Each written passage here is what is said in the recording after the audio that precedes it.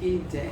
मित्रों, आज हम जिस विषय पे वीडियो लेके आए हैं, मैं आचार्य मनोज त्रिवेदी आपका अपने वीडियो पर स्वागत करता हूं। आप स्वस्थ होंगे, मस्त होंगे, सुखी होंगे और मुस्कुराना बहुत ज़रूरी है, इसलिए मुस्कुराते रहें।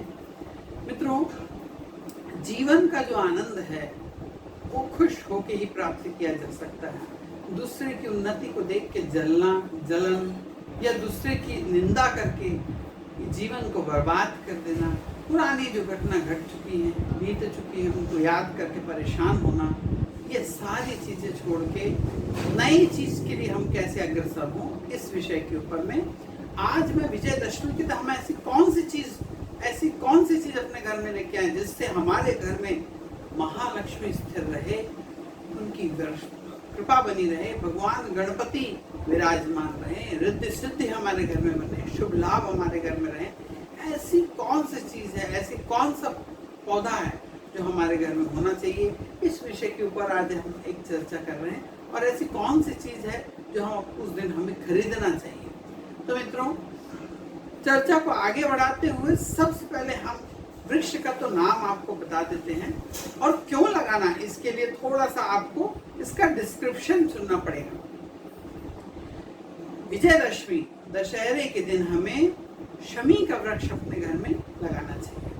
अब शमी का वृक्ष लगाना चाहिए तो आप, शमी क्या है? शमी और मंदार जो है, इसका पौधा अपने घर में, श्वेतार्क भी बोलते हैं कई जगह में लोग, तो श्वेतार्क का जो पौधा है आक का, उसे अपने घर में लगाना चाहिए, सफेद आक का।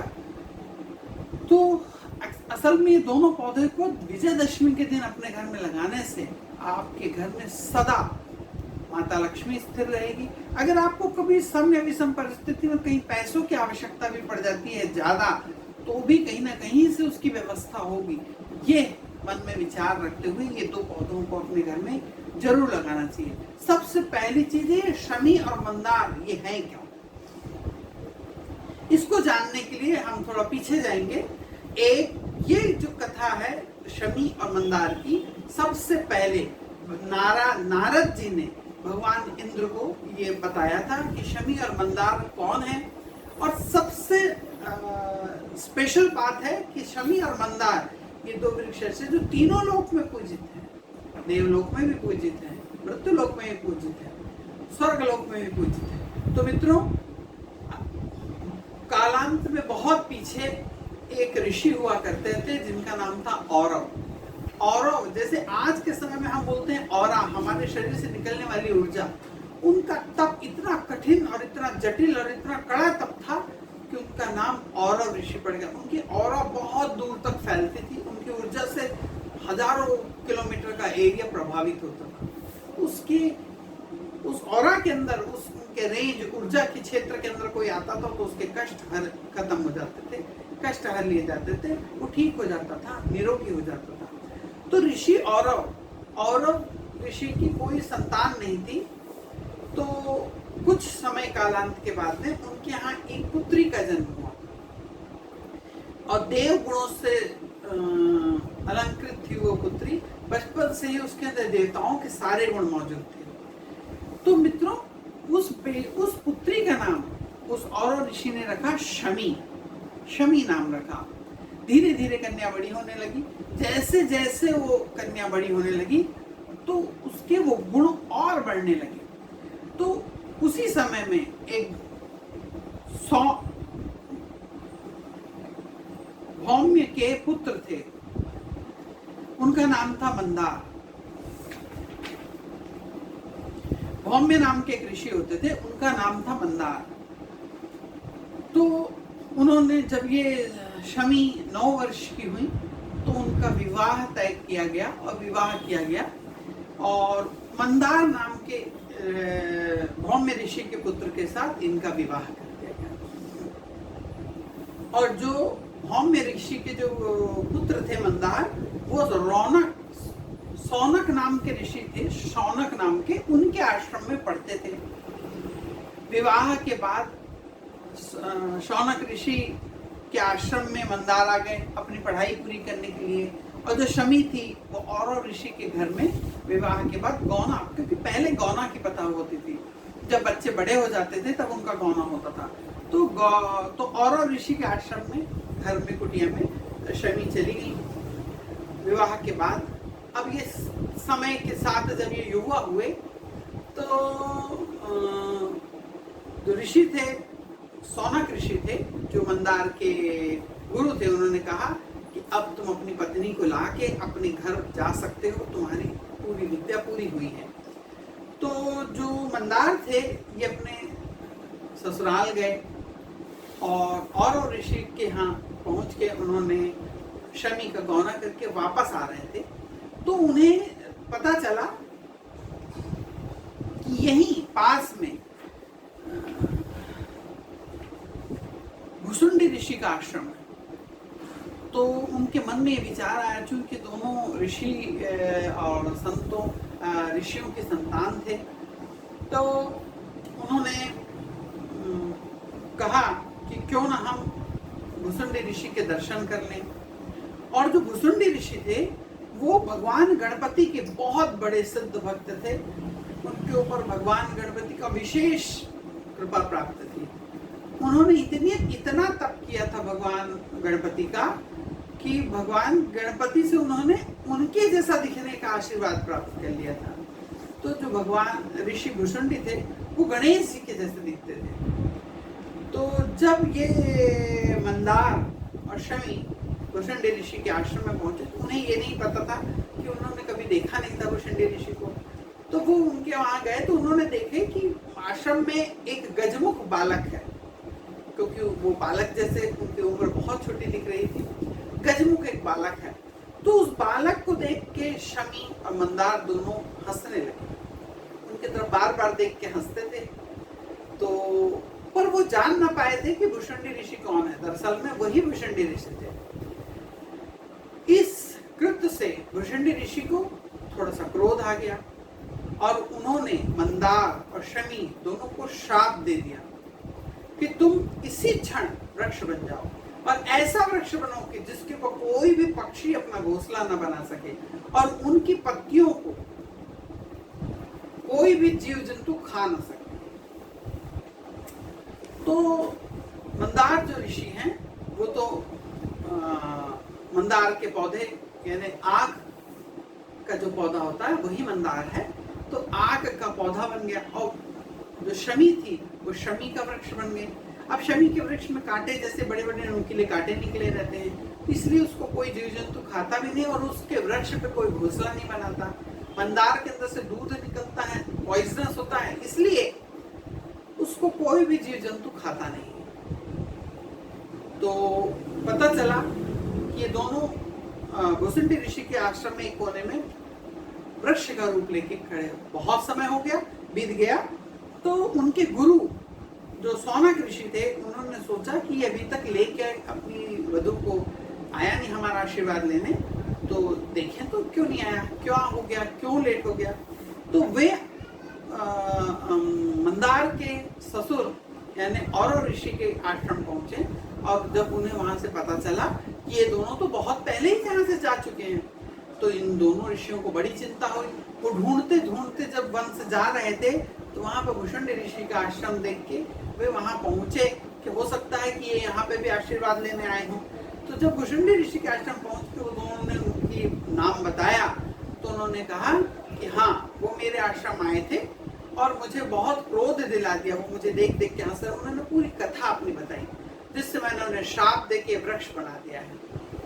ये शमी है, ये मंदार है, उन्होंने दिखाया। तो दोनों गुरु और उनके ससुर मंदार के और ऋषि और शौनक जो ऋषि थे मंदार के गुरु, उन्होंने उनसे प्रार्थना की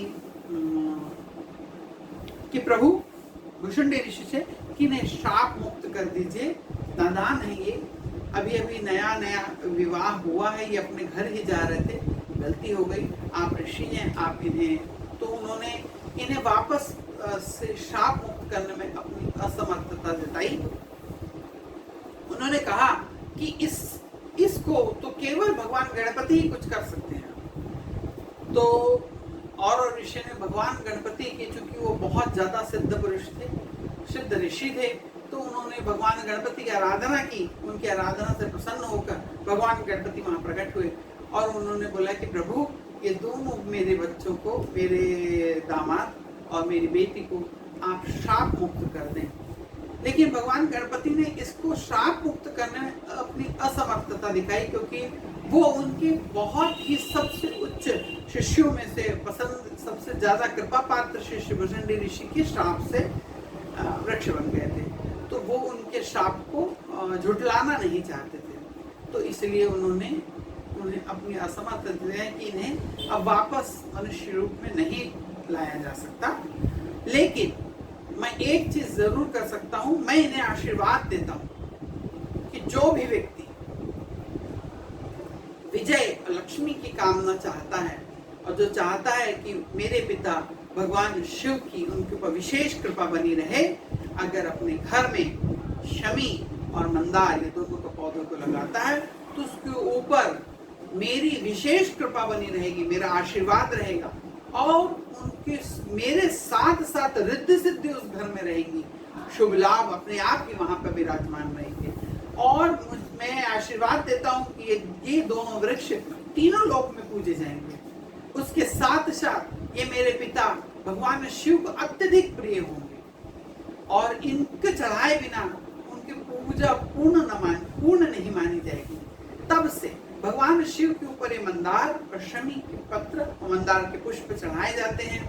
भगवान गणपति के ऊपर ये चढ़ाए जाते हैं। भगवान गणेश जी को भी ये अत्यधिक प्रिय है। और उन्होंने कहा कि जब ये मंदार वृक्ष इसी रूप में खड़े खड़े जब 10, 12 वर्ष, 15 वर्ष तक ये तप करेगा वृक्ष रूप में, तो मैं इसकी जड़ में प्रकट होऊंगा। तभी से उसकी जड़ के नीचे में मंदार की जड़ जाती है, जो 15-20 वर्ष पुरानी हो जाती है, उसके नीचे में भगवान गणपति की मूर्ति अपने आप उसकी जड़ से बन जाती है। तो इतने पुराने, तो ये भगवान गणपति का स्वयं वरदान प्राप्त है। उन्होंने कहा था कि अगर इसकी जड़ के गणपति की कोई व्यक्ति अपने घर में स्थापना करके और उसकी पूजा अर्चना करता है, तो मैं जल्दी से जल्दी उस व्यक्ति को प्रसन्न होऊंगा और उससे मन चाहे वरदान उसको मिलेगा, उसको मन चाहे इच्छाएं उसकी पूर्ण होगी। तो इसलिए मित्रों, आपने जाना कि शमी और मंदार कौन है, आपने यह भी जाना कि इनको क्यों लगाना चाहिए अपने घर के अंदर, क्योंकि जहां पर भी शमी और मंदार का वृक्ष साथ लगे रहते हैं, उस घर में माता लक्ष्मी की कृपा तो होती ही है, साथ में भगवान शिव, गणेश जी, रिद्धि सिद्धि और शुभ लाभ सबका वास वहां होता है। और इस दुख के कारण जो औरव ऋषि थे, औरव ऋषि इतने दुखी हुए अपने जमाता, अपने दामाद और अपनी बेटी को इस रूप में देख के कि वो शमी के वृक्ष के नीचे बैठ के आलाप करने लगे और उन्होंने अन्न जल त्याग के वहीं पे समाधि लगा ली। और उनका जो तेज था, औरा थी, उनके अंदर की जो अग्नि की शक्ति थी, उनके अंदर औरा शक्ति थी, वो निकल के शमी वृक्ष के अंदर में समाहित हो गई। इसलिए पहले समय में जब यज्ञ हुआ करते थे तो इसी शमी वृक्ष की लकड़ी को उसके अंदर थोड़ा छेद के रस्सी से इसको कसा जाता था, जिसके अंदर से अग्नि प्रज्वलित होती थी, क्योंकि औरा ऋषि का जो औरा थी, ऊर्जा थी, उस शमी वृक्ष के अंदर में मौजूद रहती है। और इसकी बिल्व पत्र अगर भगवान शिव पे चढ़ाया जाता है तो उस व्यक्ति का यश बढ़ता है, विजय की प्राप्ति होती है। दुस्वप्न, अगर वो कोई बुरा स्वप्न देखता है और अगर शमी पत्र भगवान शिव पे चढ़ाता है, उस बुरे स्वप्न का नाश हो जाता है, उस बुरे स्वप्न का इसके ऊपर में कोई बुरा फल नहीं होता। तो इसलिए मित्रों, विजय की कामना चाहने वाले, लक्ष्मी की कामना, बुद्धि, रिद्धि, सिद्धि, शुभ और लाभ, इन सब की कामना चाहने वाले व्यक्ति को विजय दशमी के दिन एक शमी और एक मंदार के वृक्ष को अपने घर में जरूर लगाना चाहिए। और इस दिन एक और चीज है मित्रों, जो है चांदी। चूंकि वीडियो बहुत ज्यादा लंबा हो जाएगा, हम और किसी वीडियो में इस का वर्णन करेंगे कि चांदी, इस दिन चांदी थोड़ी खरीदनी चाहिए। सोना और चांदी स्वर्ण पत्र पत्री के रूप में तो बांटता ही जाता है, लेकिन अगर कोई व्यक्ति इस दिन चांदी खरीदता है, चांदी का कुछ नहीं, बड़ा नहीं तो एक छोटा सिक्का खरीदे, लेकिन इसे जरूर खरीदें, मित्रों, अगर आप विजयदशमी के दिन चांदी का एक सिक्का खरीदते हैं, अगर आपके पास पहले से सिक्का है, चांदी का आपके घर में रखा है, तो आप उस चांदी के सिक्के को जल से और कच्चे दूध से स्नान करा के लाल रंग के कपड़े में उसको भगवान शिव के सामने में भगवान शिव को अर्पित कर देना चाहिए। आगे दीपावली के पहले 10 दिन 11 दिन पहले से मैं आपको इसी सिक्के के ऊपर में माता लक्ष्मी का कैसे कैसे आवाहन करना है और उसकी कैसे प्रिपरेशन करना है कि दीपावली के दिन हमारे घर में माता लक्ष्मी का आगमन हो। मित्रों, अभी तक अगर आपने हमारे चैनल को सब्सक्राइब न करा है तो जरूर सब्सक्राइब कर लीजिए, और वो दीपावली के पहले, दीपावली के ही दिन लक्ष्मी जी का आवाहन करके उनको बुलाने की अपेक्षा है कि जैसे कि हम कभी विवाह की किसी की तैयारी करते हैं तो सोचे महीना भर पहले से चालू हो जाती है। हम किसी को हमारे यहाँ विशेष चीफ गेस्ट आता है तो उसकी तैयारी हम पहले से करते हैं। तो वैसे ही जब माता लक्ष्मी की आप आवाहन करेंगे तो 10 से 11 दिन पहले से जब आप माता लक्ष्मी का आवाहन करेंगे, वो आपके घर में आएंगी, तो उसके लिए जो एक सिक्का है वो आपको विजयदशमी के दिन खरीद लेना चाहिए। तो मेरा आपसे अनुरोध है कि आप हमारे चैनल को सब्सक्राइब करें और वो एक भी दिन मिस ना हो कि कहीं कभी लोड होने में, कभी नेट के कारण कभी अगर देरी हो गई हमारे को आपको वीडियो अपलोड करने में, तो आप को शॉर्ट नोटिस में मिले और आप वो बेल का आइकॉन दबा के उसमें ऑल वाला ऑप्शन चुन लीजिए कि जैसे ही मैं आपको ये वीडियो अपलोड करूं सबसे प्रथम आपको पहुंच जाए। तो मित्रों, राधे राधे, और अपने घर में विजयदशमी के दिन जरूर शमी और मंदार के वृक्ष को लगा दें।